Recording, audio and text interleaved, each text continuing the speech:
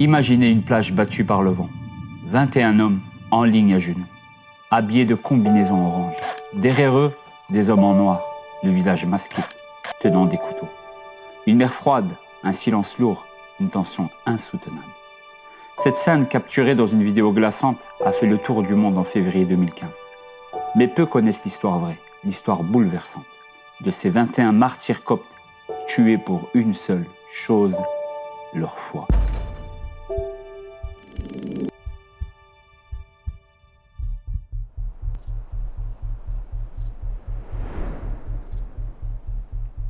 En 2014, la Libye est en plein chaos.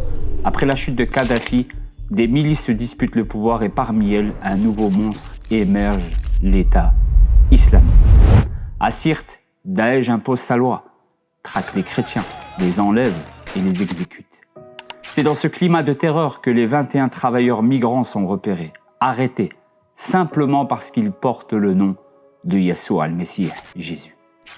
Les Égyptiens sont identifiés par la petite croix tatouée à la base de leur pouce, une marque que portent les Coptes depuis des siècles. Et le simple fait de l'avoir suffit à les condamner. Le 15 février 2015, 21 hommes sont alignés sur une plage libyenne, à genoux, les poignets liés, habillés d'orange pour la mise en scène. Derrière eux, les hommes de Daesh en noir, silencieux, armés.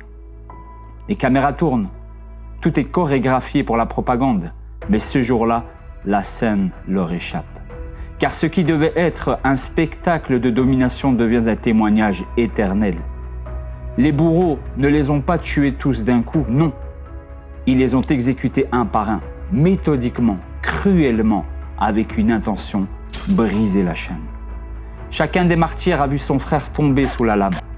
Chacun a entendu le râle, le sang, le silence.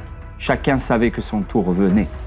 C'était une stratégie, semer l'horreur, insuffler la peur, créer un doute. Peut-être qu'un flancherait, peut-être qu'un seul renierait Jésus. Un seul et leur vidéo aurait gagné. Mais aucun n'a parlé, aucun n'a cédé, aucun n'a trahi. Et puis, il ne reste plus qu'un seul homme, le 21e. Il avait vu les 20 autres mourir un par un, sans hurler, sans renier. Il était seul, plus de pression sociale, plus de regard fraternel pour le soutenir, plus de groupe à protéger, plus de raisons humaines de tenir bon. Et pourtant, il a tenu. Il a regardé ses bourreaux et il a dit « Je suis chrétien, ana messihi ». Pas parce qu'il avait quelque chose à prouver, mais parce qu'il savait. Il savait que le Christ est la vérité. Et alors qu'il était seul, il est devenu l'un d'eux. Le dernier témoin, le sceau final, le cri silencieux d'une vérité qui ne cède jamais. Le monde a vu des prisonniers, mais le ciel a vu des rois.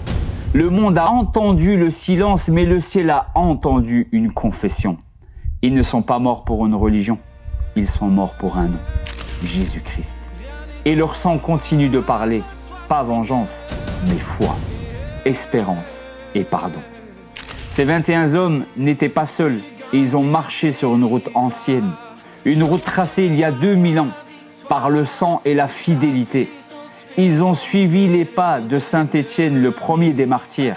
Ils ont suivi les pas des apôtres, crucifiés, décapités, lapidés, exilés.